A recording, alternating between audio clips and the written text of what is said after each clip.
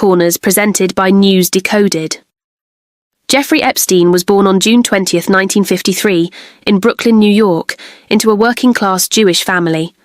His mother worked as a school aide, and his father maintained the city parks. From an early age, Jeffrey stood out. His classmates remembered him as a friendly, quiet kid, smart, even brilliant, especially in math. The strange part: he lied to get the job, claiming he had a college degree from one of the top universities in the country, and he got away with it. But it wasn't just the lies that raised eyebrows. Some students later said Epstein's behaviour was unsettling, especially toward the girls. Officially, it was due to a violation of policy, but no one ever explained exactly what that meant. Rumours swirled. Some said he was involved in shady transactions. Others believed something much darker had taken place. When investigators raided his Manhattan home in 2019, they found a fake passport from the 1980s, issued in Austria under a false name. This wasn't just about a man with a perverse obsession. This was something else, something much bigger. Either way, by 1981, Epstein had stepped into a different world entirely, one where influence was currency and morality was irrelevant. But what he really specialised in, according to multiple sources, was helping the ultra-rich hide their money. Offshore accounts, shell corporations, complex loopholes to avoid taxes and scrutiny. He flirted with them, attended their private parties, things no teacher should do. Hoffenberg himself later said he hired Epstein because he was a crook and knew how to break the law. Towers Financial was, in essence, a Ponzi scheme. In 1991, Wexner granted Epstein sweeping power over his financial empire, full power of attorney, an unprecedented level of trust. And then, Wexner claimed that Epstein misappropriated over $50 million from his fortune. But strangely, Wexner never pressed charges, never even made a formal complaint. Epstein played a key role in helping them embezzle millions. When the scheme eventually collapsed in 1993, Hoffenberg was sentenced to 20 years in prison, but Epstein, nothing. Not a charge. Not even a formal investigation. It's as if someone had made him untouchable. What was a Wall Street dropout doing in the orbit of international weapons traders? So brilliant, in fact, that he not only skipped grades, but also tutored other students in complex subjects, long before he graduated from high school 2 years early. But he didn't leave empty-handed. During his time there, he'd built connections, powerful ones, families of the wealthy, names that opened doors.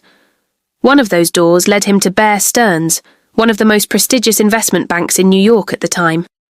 But his path took a strange turn. He enrolled in college, Cooper Union at first, then switched to NYU's Current Institute, but never actually earned a degree. He simply stopped attending. Why? No one knows for sure. Maybe something happened in those years that shifted him forever. Something that triggered the beginning of a darker chapter. At 21 years old, in 1973, Epstein began teaching at the prestigious Dalton School on Manhattan's Upper East Side, a place reserved for the children of New York's wealthiest elite. Even after it was discovered that he'd lied about his education, no action was taken. He had an uncanny ability to charm, to convince, to manipulate. That skill would become his most dangerous weapon. Eventually, he was let go from Dalton. He started at the bottom. Yet within 4 years, he became a limited partner, a meteoric rise that baffled everyone. Suddenly, he was gone from Bear Stearns. Some reports say that around this time, Epstein began working under a man named Douglas Lease, an arms dealer. That connection raised eyebrows. As the 1980s progressed, Epstein's influence expanded. After leaving Bear Stearns, Epstein rebranded himself as a financial consultant. In 1987, he was introduced to a man named Stephen Hoffenberg, who ran a firm called Towers Financial. And maybe they did. Because as his career in finance flourished, Epstein became connected to Leslie Wexner, the billionaire owner of brands like Victoria's Secret and Abercrombie & Fitch. Why? Many speculated that Epstein collected secrets, private, scandalous, and often incriminating material on everyone he dealt with. It's believed he used these secrets to manipulate the powerful and protect himself. Others claimed that Epstein and Wexner had a romantic relationship, while some insiders went further, suggesting Epstein was actually a spy, a long-rumoured asset for Israeli intelligence, the Mossad.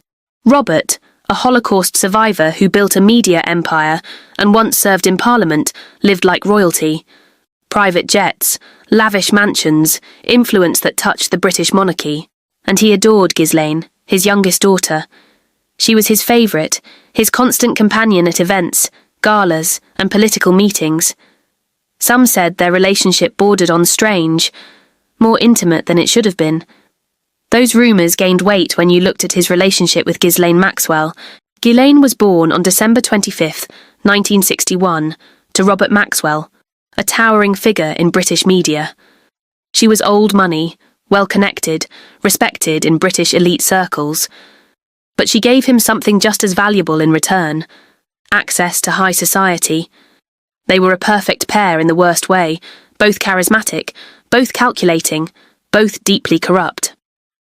Epstein was the opposite, nouveau riche, unrefined but dangerously intelligent. She helped him recruit underage girls, and not just for himself, for others, powerful men, politicians, celebrities, royalty. Epstein and Maxwell allegedly ran a global trafficking operation, capturing footage of men in compromising situations with young girls, using it as leverage, blackmail, insurance. Victims hoped justice would be served, but just weeks later, he was found dead in his cell. The official cause: suicide. She introduced him to people like Prince Andrew, whom she had known from her Oxford days. But time after time, the system failed them. His wealth, his power, his protection, all of it came from a web of influence that stretched across governments, intelligence agencies, corporations, and royalty. Ghislaine Maxwell wasn't just a socialite, she was a co-conspirator. But in 1991, Robert Maxwell fell, or was pushed, off his yacht in the middle of the night. His body was later found floating in the Atlantic. The cause of death was never conclusively determined. A heart attack, an accident, or was he murdered? To protect the names of the people he had in his files, names that included some of the most powerful figures in the world. The cameras, not working, the guards, asleep, the cellmate, mysteriously transferred the day before, the odds of all that happening at once. Astronomical. Top Israeli officials attended, including multiple former intelligence heads. They've started to come out, and they're exactly who you'd expect.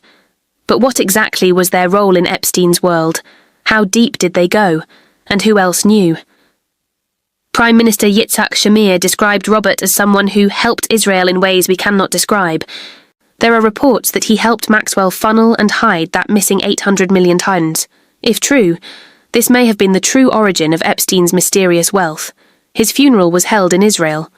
That statement, ways we cannot describe, sent chills down the spines of those who suspected deeper truths. And when the dust settled, it was discovered that Maxwell had stolen nearly $800 million from the pension funds of his companies. Ghislaine's reputation in Britain was ruined overnight. She fled to New York. There, she met Jeffrey Epstein. But some sources say it wasn't a coincidence. Epstein had allegedly known Robert Maxwell in the 1980s. Because let us be honest, how does a man go from teaching math at a high school to managing billions of dollars with no degree, no licenses, and no visible path? By 1991, Ghislaine and Epstein were an item. Meanwhile, Ghislaine depended on Epstein for financial support after her father's death. But Ghislaine didn't just introduce Epstein to the wealthy. For 3 decades, they operated in the shadows. Survivors tried to come forward. Some even went to the FBI. Finally, in 2019, Epstein was arrested and jailed. But here's the thing. He was supposed to be under 24/7 surveillance. Many believe Epstein was murdered to keep him silent. Those names? We may never know the full truth. But what we do know is this: Jeffrey Epstein didn't act alone. And for decades, the world turned a blind eye. You've just heard another investigation in the Dark Corners series, a place where the shadows of power, money, and corruption are dragged into the light, presented by NewsDecoded. Be sure to subscribe and comment with your thoughts. We want to know what truths you think still remain hidden.